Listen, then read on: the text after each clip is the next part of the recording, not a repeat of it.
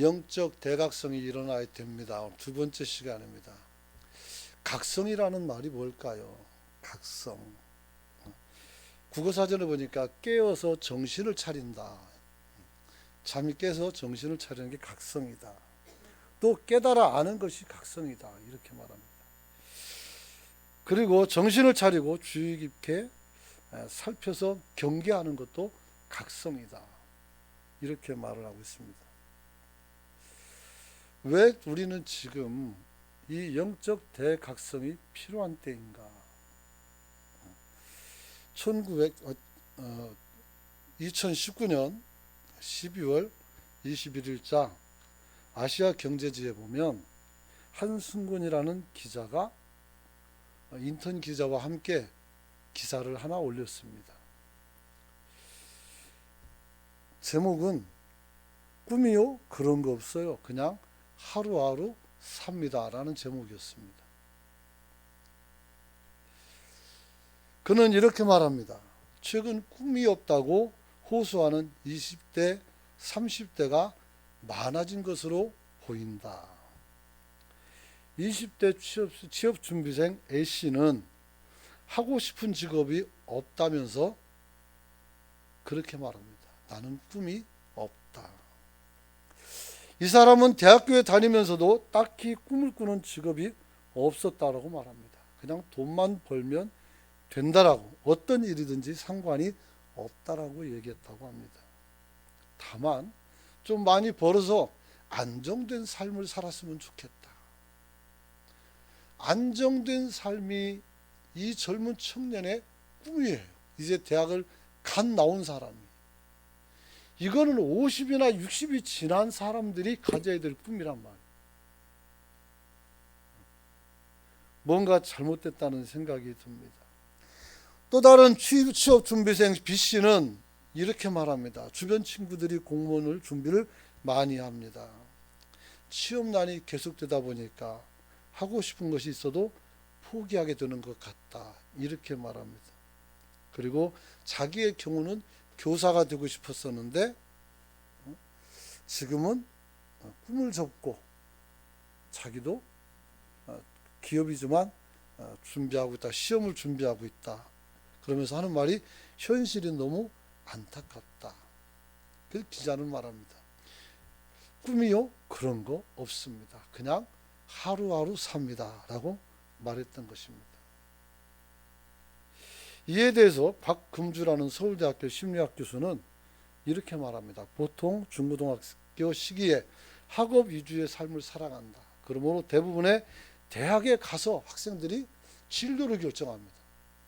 근데 말이 안 맞는 게 대학 가기 전에 학과를 선택해야 돼요. 진로가 없는데 어떻게 학과를 선택합니까?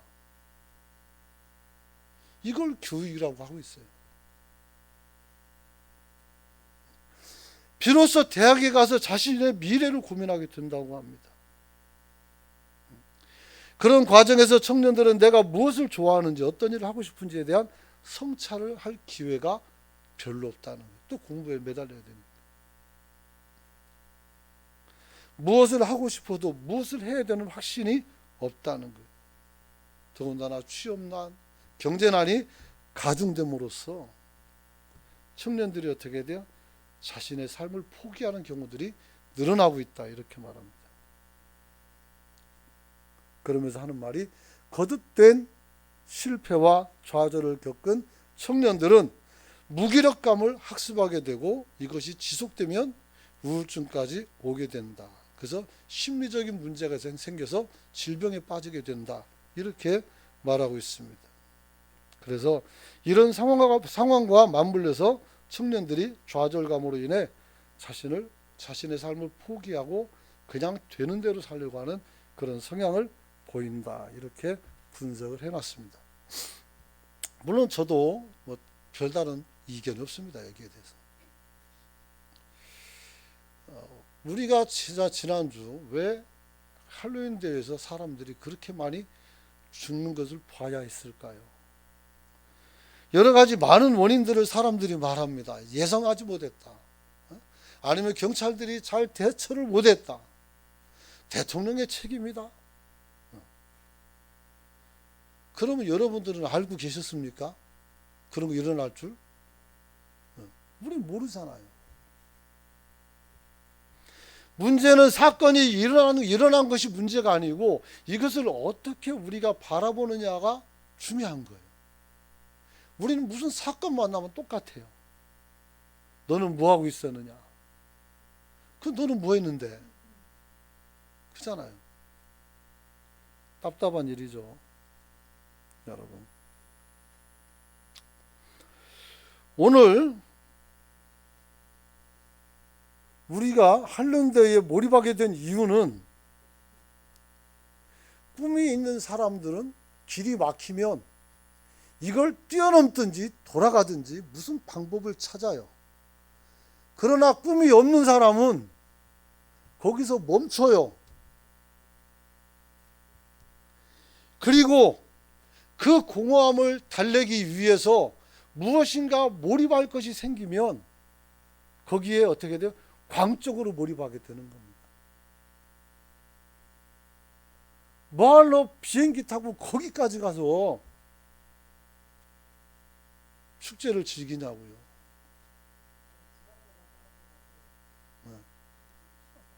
그 얘기를 그 얘기 하려고 깜짝 놀랐어요. 자, 어쨌든 기차 타고 왜 거기까지 가냐고요. 재밌으니까 가는 거예요. 자기의 답답함을 달랠 수 있는 장소가 있으니까 가는 거예요. 여러분, 그러므로 저는 지난주에 한국 교회 그리고 젊은 청년들이 대우각성하여 우리 교회로부터 다시 한번 우리가 꿈과 목표를 찾아서 일어나기를 소망한다는 얘기를 한 것입니다. 그래서 영적 대각성이라는 것은 우리 자신도 모르게 물들어 있는 죄악과 불의에 대하여 우리가 무각함을 통렬히 반성하고 통렬히 반성해야 돼요. 죄를 지어놓고 이게 죄인 줄 몰라요. 아니 알긴 알지만 뭐 어때? 이렇게 생각하는 거죠.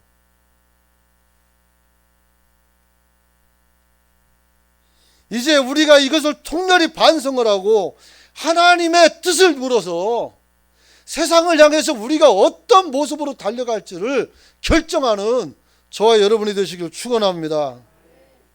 여러분. 그래서 저는 영적 대각성을 통해서 하나님과 성경, 교회 중심의 신앙을 회복하라 그랬어요. 그걸 빛 가운데로 살아가라 이렇게 말했어요. 더 이상 가면을 쓰고 살지 말고 가면을 벗어 던지라고 말씀을 드렸습니다. 비겁하게 가면을 쓰고 그 속에서 자신의 양심을 속이면서 못된 짓을 하는 것이 옳으냐 이거예요. 여기서는 목사, 장로, 권사, 안수집사고 서류집사지만 밖에 나가서 진짜 자빈처럼 살면 되겠습니까? 우리는 그래서 안 된다는 겁니다. 그래서 우리 신앙 속에 감춰진 야만적 죄의 성품을 어떻게 돼요?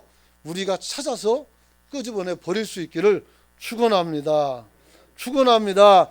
내가 가지고 있는 율법이나 신앙관이 하나님을 잘 예배하고 올바른 신앙생활을 하는 의도라 할지라도 내가 하나님의 관점에서 벗어나 다시 말하면 덕을 상실하면 안 된다라고 말씀을 드렸어요.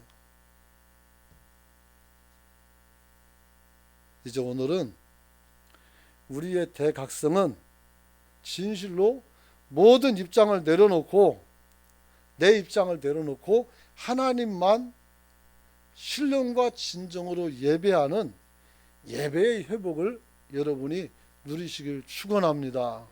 축원합니다. 사실 요것만 하더라도 2시간 예배를 드려도 시간이 부족합니다. 여러분, 예배는 서로 출신과 신분과 학력과 성별과 정치 성향 나이를 세대를 뛰어넘는 것입니다. 언제부터 주일학교 학생들이 대예배에 안 들어옵니다. 제가 초등학교 때는 대예배 들어갔어요. 어린이 예배 드리고 또 들어갔어요. 중고등부 예배 드리고 또 들어갔어요. 수요 예배, 금요 예배까지. 구역 예배는 따라갔더니 찬양을 이상하게 불러서 내가 거기서는 도저히 적응이 안 돼서 못 갔어요. 여러분, 성별과 나이와 연하를 다 뛰어넘습니다. 왜냐하면 예배는 딱 하나만을 목표로 하기 때문입니다.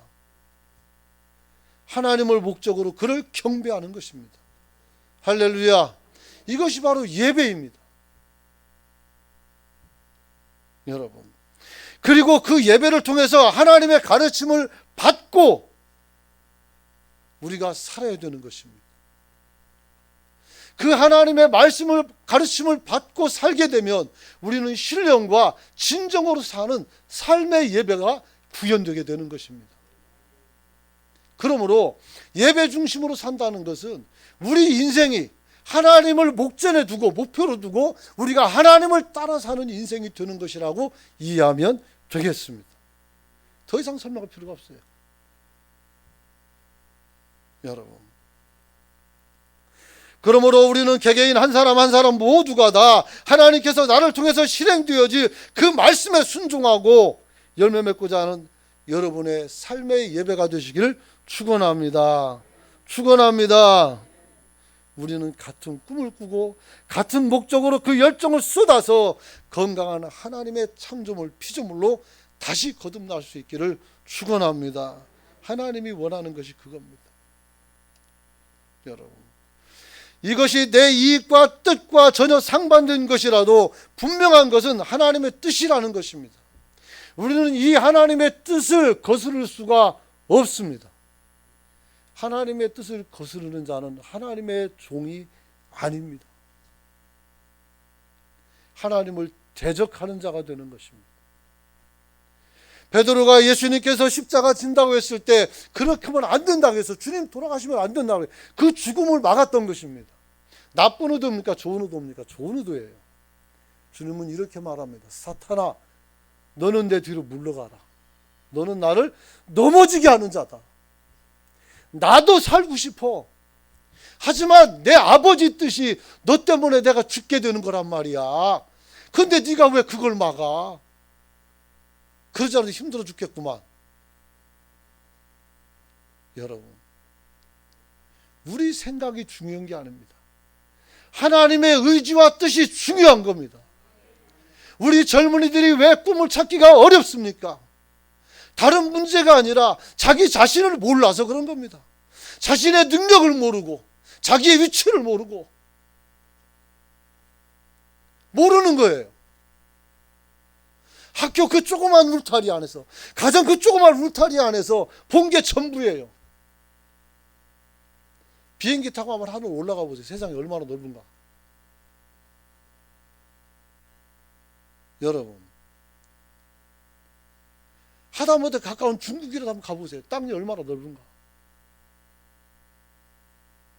우리는 차 타고 부산에 출발해서 4시간이면 전방 꼭대기까지 올라가 있어요. 4시간은 우리 국토가 끝나요. 비행기 타면 1시간 안에 다 갑니다. 어느 나라는 몇 시간씩 타야 되는 나라가 있어요. 이 조그만 나라에서 이 조그만 사람들끼리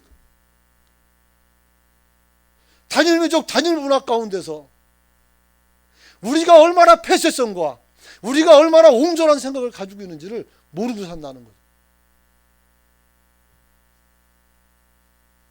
여러분, 그러므로 하나님 나라는 뺏고 빼앗기는 소망이 없는 이스라엘이 아니라 오늘 하나님을 찾는 백성들이 모이는 곳인 줄로 믿으시기 바랍니다.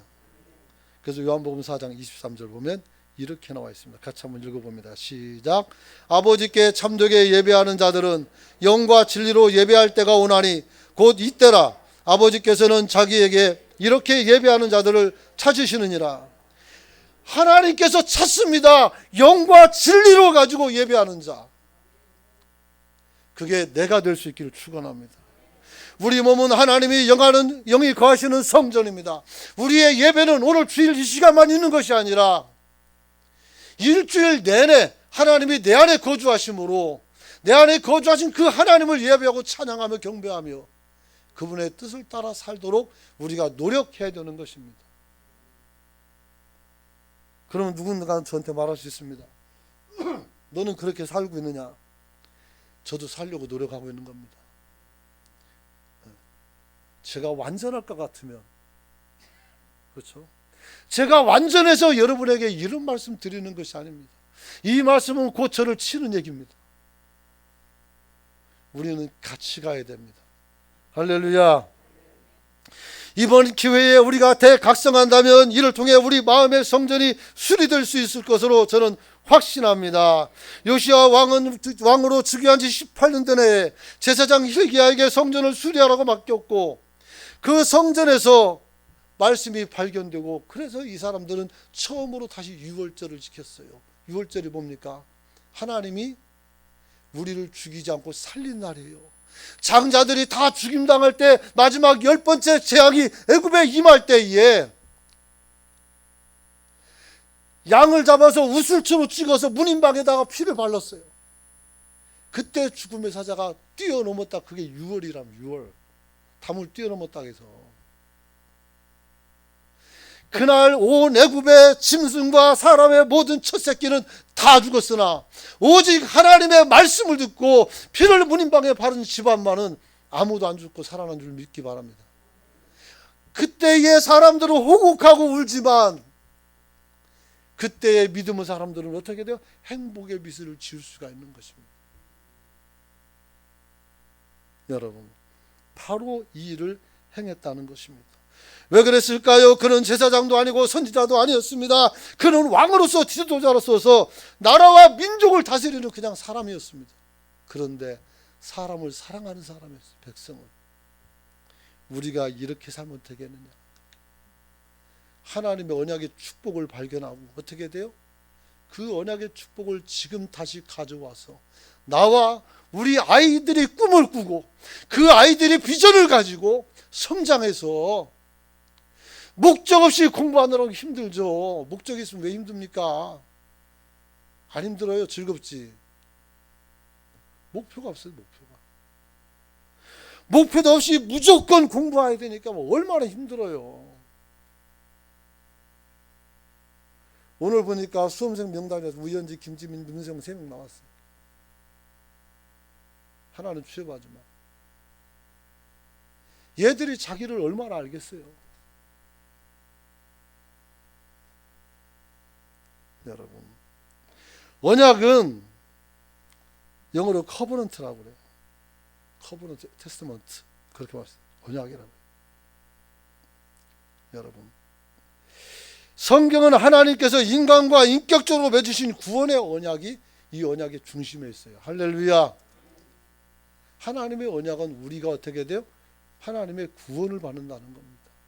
우리 삶에서 우리의 영혼이 죄에서 우리가 어떻게 돼요? 구원을 받는 겁니다. 이 구원의 은혜를 잃어버리지 않기를 축원합니다. 여러분, 그러므로 요시야의 예배를 통한 신앙 개혁은 매우 올바른 판단이었다고 저는 생각을 합니다. 예나 지금이나 예배가 제대로 이루어질 때 우리의 삶이 정상화되는 것입니다. 여러분, 그 근거는 예배는 하나님의 말씀에 복종하며 그 권위에 굴복하고 그 뜻을 받아들이는 행동을 어떻게 근간으로 하고 있습니다. 그냥 아는 것이 아니라 우리가 이것을 받아들이고 살아가는 걸 얘기하는 겁니다. 그러므로 연락되지 못하는 예배를 드린 가인의 삶이 저주받는 삶으로 전락한 것은 당연한 것입니다. 왜? 그 근간을 버렸기 때문에. 예배는 신앙인의 삶의 중심에 있습니다. 연락되는 예배를 드리는 일이 무엇보다도 중요합니다. 우리 삶은 항상 예배를 중심하여 이루어질 수 있기를 축원합니다. 한국유리를 설립하신 고 최태섭 장로님께서 우리에게 예배에 대한 중요한 교훈을 남겨주셨습니다. 장로님은 항상 예배를 생명처럼 귀하게 여기며 평생을 사셨습니다. 교회 집회는 어떤 일이 있어도 모두 참석하는 것을 원칙으로 삼으셨고 불가피하게 해외 출장을 가게 되어도 주일에는 반드시 돌아와서 본교회에서 예배를 주일을 지켰다고 합니다. 이게 쉬운 일로 보입니까? 제가 만약에 학술 세미나가 있어서 캐나다에 갔어요. 요즘 부르지도 않지만 예전에 불렀어요. 갖다 붙여요. 2주간 한단 말이에요. 그러면 주일날 예배 드리기 위해서 토요일날 비행기 타고 와야 돼요. 그리고 또 다시 주일날 예배 끝나자마자 또 가야 돼요. 비행기 싸기 얼마입니까? 금전적으로도. 시간은 또 얼마입니까? 그게 가능할 줄 보입니까?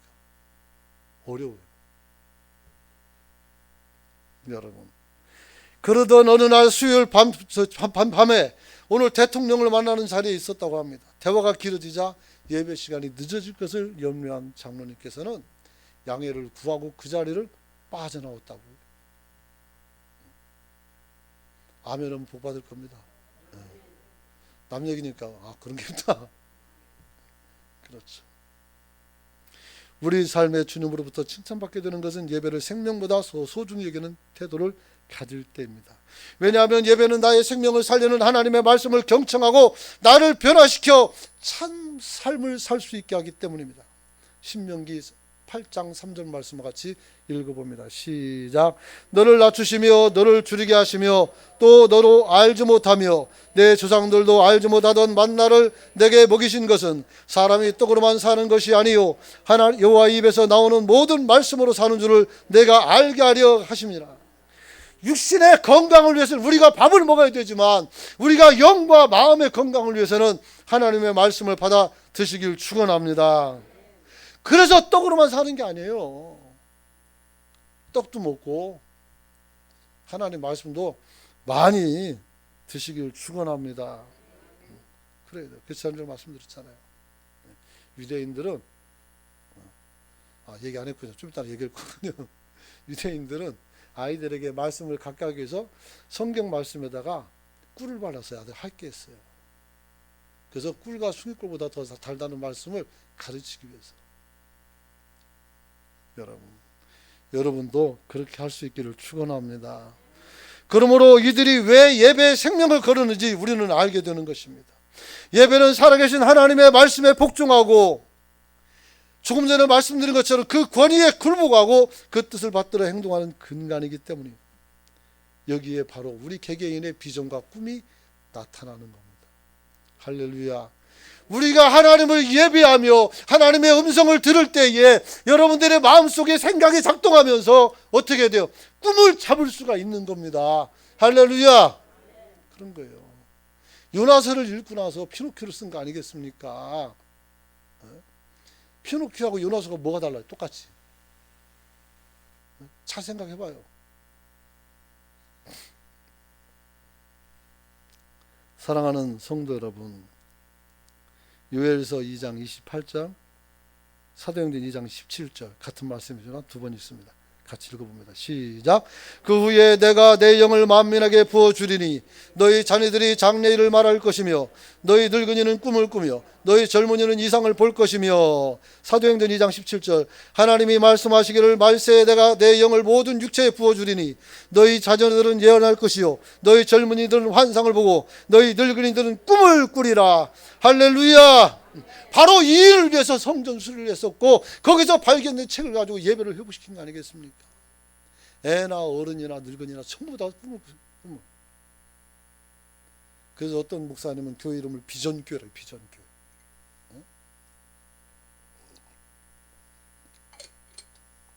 우리는 은혜의 광선을 세계 만방에 펼치는 비추는 교회가 되어서 은광교인 줄 믿으시길 바랍니다. 누가 뭐라도 해석을 잘하면 돼요. 그런 거예요. 마지막으로 우리의 대각성은 하나님 말씀, 즉 성경을 통해서 하나님의 뜻을 분별하고 자신을 돌아볼 수 있을 때 우리가 각성이 가능하다. 이렇게 말씀드릴 수가 있습니다. 여러분, 열왕기하 22장 8절 23절 내용 전체를 보면 여호시아는 성전에서 발견된 책으로 하나님의 뜻을 분별하고 자기를 돌아보았다라고 이야기하고 있습니다. 성전이 무너진 성전을 수리할 때 묻혀있던 책, 다시 말하면 율법책이 발견된 것입니다. 그렇다면 이 사람들 율법책이 없었느냐? 없었던 것 같습니다. 우상만 섬기고 그렇잖아요. 여러분들의 집에 성경이 있습니까? 있습니까? 그러면 여러분이 그걸 읽고 계십니까? 안 읽으면 있으나만 합니다. 안 읽으면 없는 겁니다. 어떤 사람은 성경을 배우자면 꿈자리가 좋다고 성경을 배우자요. 미신이에요, 미신. 네? 성경을 머리맡에 두고 다면 귀신이 안 달라붙는다. 아, 나 참 그런 거 보면 귀신이 잡아갔으면 좋겠어요. 네. 안 달라붙어요. 우리는 예수의 이름으로 사단을 이기는 줄 믿습니다. 네? 성경책 배우자는 게 아니란 말이에요. 성경은 한번 따라서 읽으라고 준 거다. 네, 읽으라고 준 거예요. 읽어야지. 그 사람 읽진 않고 막 배우자고. 장식품도 성경 장식장에 딱 꽂아놓고 그 성경 안 보려면 저 갖다 주세요. 내 거 낡아가지고 바꿀 게 많아. 그래서 안 그랬으면 좋겠어요. 여러분, 서기관 사반은 자기가 읽은 율법책을 왕에게 가지고 가서 그것을 읽어서 왕으로 듣게 했다겠어요. 성경은 읽고 듣는 것이 우리 생활에서 무엇보다도 중요한 줄 깨닫기를 원합니다. 성경을 자꾸 읽고 들어야 돼요. 읽지 못하면 녹음기라도 틀어요. 이게 똑같아. 성우가 좋은 목소리를 쫙. 여러분, 역사를 보면 이스라엘 백성들이 나라를 잃고 성전이 무너지고 뿔뿔이 흩어져서 살면서 그들은 두 가지 큰 문제를 제기했어요. 첫째 문제, 하나님이 과연 우리와 함께 하시는가? 그렇다면 왜 우리가 쫄딱 망하게 됐는가? 이거예요. 두 번째는, 하나님이 함께 하신다면 우리가 믿는 하나님은 우리를 정복한 이방 신들보다 과연 크신가 작은 이신가? 크다면 우리가 왜 졌는지 여기에 대한 의심이 생겼단 말이에요. 여러분, 이런 회의 속에서 그들은 타락했고 그들은 굉장히 빠른 속도로 이방인과 동화가 됐어요. 그래서 어떻게 같이 이방신을 예배합니다. 여러분, 그러므로 선민의 존재 이유와 신앙의 긍지가 땅에 떨어지고 말았던 것입니다. 이때 지도자들은 이 백성들을 살리는 방식으로 뭘 선택했는가 하면 모세오경의 율법과 율법을 가르치며 읽혔어요. 할렐루야. 즉 성경을 읽혔다는 거예요. 여러분, 그래서 효당 교육제도와 랍비제도를 만들었습니다. 오늘 세계에서 가장 최초의 랍비는 누구냐면 주전 500년 전에 세워진 학사 에스라입니다. 학사 에스라는 포로 이후에 돌아온 선지자 중에 하나입니다. 여러분, 이 학사 에스라가 율법을 해석하여 가르쳤습니다.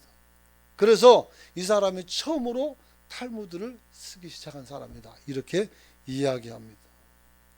이때부터 유대인들은 말씀을 읽고 가르치는 것에 생사를 걸었던 것입니다. 할렐루야. 지금 기성사대 성도가 된 여러분들, 그리고 제 세대와 저 밑에 세대까지 한번 서너 세대, 한 세대 정도 생각하면 그때는 교회에서 성경 암송이 붐을 이룰 때였습니다. 요즘 주일학교에도 성경 암송합니까? 성경 66권 순서는 알고 있습니까? 십계명은 외우고 있나요? 사도신경을 읽을 수 있나요? 수기도문을 읽을 수 있나요? 그거 못하면 누가 성도라고 그랬어요? 그 사람을. 그잖아요. 우리는 말씀을 우리는 너무 좋아해서 말씀 사경이라는 말이 있었어요. 붐에 한 번 하면 기본 4시간 설교했어요. 4시간. 낮에 오전에 4시간. 오전에 참 2시간. 오후 제가 할 때는 3시간. 오후에. 그 저녁 4시간. 11시에 끝났어요. 11시 설교가. 그래도 하나도 어떻게 돼요? 안 나가요. 여러분, 말씀이 그때는 성경책도 적었고 성경책 하나 갖는 것이 굉장히 큰 복이었어요. 그러나 지금은 성경에 지천에 깔려 있지만 우리는 말씀을 사모하지 못합니다. 오죽 안 하면 교회에서 성경을 읽으라고 하겠어요. 이것은 여러분의 잘못이 아니라 목사인 제 잘못입니다. 여러분, 오늘 성경을 읽으시길 축원합니다. 여러분, 그래서 기원후 70년에 로마 장군 티투스에서 이스라엘이 멸망됐을 때, 정복됐을 때 당시 민족을 이끌던 랍비 요하난 벤자이카라는 사람이 로마 사령관을 접견을 합니다. 그리고 이렇게 말합니다. 온 예루살렘 땅이 초토화되는데 이 거리를, 나머지는 거리를 보존해 달라고 부탁을 합니다. 남겨진 거리. 그 남겨진 거리가 어디냐면 바로 탈무드가 있는 도서관과 학교 건물, 그리고 학자들이 있는 그곳이었어요. 그래서 지금도 성지순례 가면 그 거리가 있어요. 그 거리, 그 학교가 있단 말이에요. 그거 참 기가 막혀요. 여러분, 그래서 이 사람들은 나라가 망하고 흩어졌어도 말씀을 가르쳐 줌으로써 민족성과 그리고 하나님의 자녀라는 존귀성을 그들이 유지하고 있었다는 겁니다. 그래서 다시 132년도에 유대인들이 로마의 집에서 벗어나기 위해서 독립으로 운동하다가 다시 어떻게 돼요? 멸망을 당합니다. 그때 로마 장군이 어떻게 돼요? 유대인 민족을 역사에 영원히 소멸시키기 위해서 학문을 하는 모든 유대인들을 다 죽여버렸어요. 율법사들을 다 죽였단 말이에요. 여러분, 그런데 그래도 살아남은 사람이 있어서 명목을 이어가는 것입니다. 사랑하는 성도 여러분, 유대인들은 말씀을 공부하지 않으면 유대인으로 살 수 없다고 합니다. 제가 정확한 기억인지 모르겠습니다만 갔을 때 유대인 그 공부하는 대학들이 있어요. 거기서도 오전 내내는 토라, 즉 율법만 봅니다. 오후에 학과 공부를 해요. 근데 전 국민을 다 이렇게 퍼센트를 내가지고 해외 대학에서 사람을 제일 많이 가르치는 민족이 누구냐면 유대인들이에요. 우린 8시간 공부하면 4시간, 처음부터 8시간을 학과로 딱 세우지만 얘들은 4시간은 율법 공부를 해요. 나머지는 전문 공부예요. 근데 얘들이 더 뛰어나요. 노벨상도 더 많이 받고 세계 유수한 대학에 들어가서 다 한 자리씩 차지하고 있어요. 우리보다 공부를 덜 한 것 같은데. 뭐가 있다고 했어요? 성경 말씀에는 뭐가 있다고 했어요? 우리의 참 삶이 있다고 했잖아요. 비전이 있다고 했잖아요. 그 비전을 발견하고 그 비전을 따라 살아가기 때문에 이 사람들의 삶의 효용성이 있는 거예요. 우린 그게 없으니까 어떻게 돼요? 비빌거리고 다니는 거고. 그래서 사도 요한은 말합니다. 요한계시록 1장 3절 같이 한번 읽어봅니다. 시작. 이 예언의 말씀을 읽는 자와 듣는 자가 그 가운데서 기록한 것을 지키는 자는 복이 있나니 때가 가까움이라. 할렐루야. 말씀을 읽는 자와 듣는 자와 그리고 기록한 것을 지키는 자라겠어요. 읽고 듣는 것은 누구나 다 할 수 있습니다. 그러나 행동하는 건 쉽지 않습니다. 여러분, 우리가 행동하는 신자가 되시길 축원합니다. 한번 따라서 합시다. 성경은 읽기 위해 주어진 것이다. 말씀 마칩니다. 대각성의 결과는 뭡니까? 사람은 생각이 바뀌면 마음이 바뀌어요. 마음이 바뀌면 행동이 바뀝니다. 행동이 바뀌면 삶의 형태가 바뀌는 겁니다. 할렐루야. 안 변한다는 게 그 이유가 뭡니까? 예배가 회복이 안 돼서. 예배가 회복이 안 돼서. 현대인들은 예배하러 딱 하는 순간부터 시계 봅니다. 시간 제대로 끝날까 안 끝날까. 여러분, 목사가 설교를 제 시간에 끝내주는 그 기술이겠죠. 그러나 구원과는 아무 상관이 없습니다. 여러분, 물론 일정이 있으니까 일과가 있으니까 그렇게 해야 되겠죠. 저도 좀 끝내려고 하고 있어요. 그래서 결론을 가고 있습니다. 여러분, 오늘 삶의 변화가 나타나는 것, 그것이 바로 개혁입니다. 우리 교단이 추구하는 신학 이념은 개혁주의입니다. 할렐루야. 개혁주의라고요. 성경주의고, 성경을 읽고 거기서 나오는 말씀을 받아서 이 땅에서 내 자신을 바꾸어서 새로운 사람으로 도전하여 여러분이 성과를 내고 세상을 변화시키는 능력 있는 종들이 되기를 축원합니다. 우리 아이들이 그런 사람이 되어야 합니다. 애들이 꿈을 가져야 나를 초월할 수 있고 여러분을 뛰어넘을 수가 있어요. 내 자식이 나를 뛰어넘지 못하면 나는 아이들 교육 잘못시킨 거예요.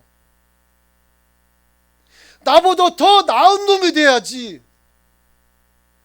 컴퓨터도 있고 전화기도 있고. 나는 그런 거 없는 세대에 태어나는데 그러잖아요. 내가 대한민국 이 좁은 데서 복닥거리고 살았다면 오늘 우리 아이들은 5대양 6대주를 만방을 돌아다니면서 오늘 영향력을 행사하고 살아야 되죠. 미리 광고합니다만 오늘 다음 세대를 위해서 기도회가 있어요. 교사님들 참석하시고 교인들 참석하려면 참석해도 됩니다. 오늘 이거 놓고 기도하세요. 여러분, 예배 회복 없이는 삶의 변화가 없습니다.